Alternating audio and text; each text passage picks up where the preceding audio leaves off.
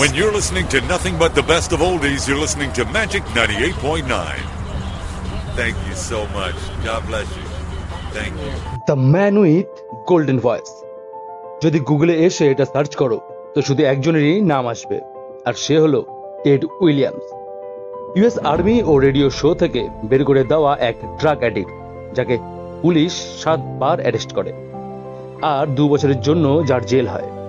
তারপরও সে জেল থেকে যখন বের হয় তার মধ্যে ক্রিমিনাল অ্যাক্টিভিটিস আবার দেখা যায় এবং তার আবার জেল হয়।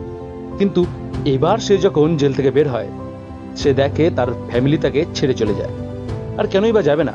বারবার নানা কারণে জেলে যাওয়া মানুষের সাথে কেউ কেনই বা থাকবে? উইলিয়ামসের সে সময় না তো তখন থাকার জন্য কোনো ঘর ছিল, নাই খাবার জন্য পকেটে কোনো টাকা। বয়সও অনেকটাই হয়েছিল তার। জীবনের এই মুহূর্তে এসে তার কাছে সারভাইভ করার জন্য কেবল একটি জিনিসই ছিল, আর তা হলো তার ভয়, যেটা সে এক কার্ডবোর্ডে লেখে ও রাস্তার এক কোনায় বসে পড়ে। রোজ অনেক মানুষই সেই বোর্ড পড়ত, কেউ তার সাথে কথা বলতো, কেউ বা কিছু টাকা দিত।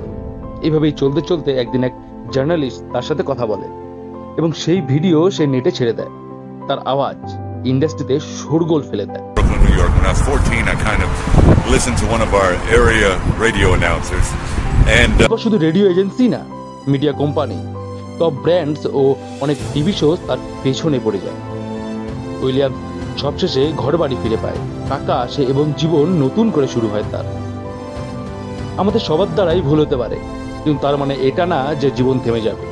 জীবনে যতটাই পিছিয়ে পড়ো না কেন, জীবন সেকেন্ড চান্স একটা অবশ্যই দেয়। Yes, sir.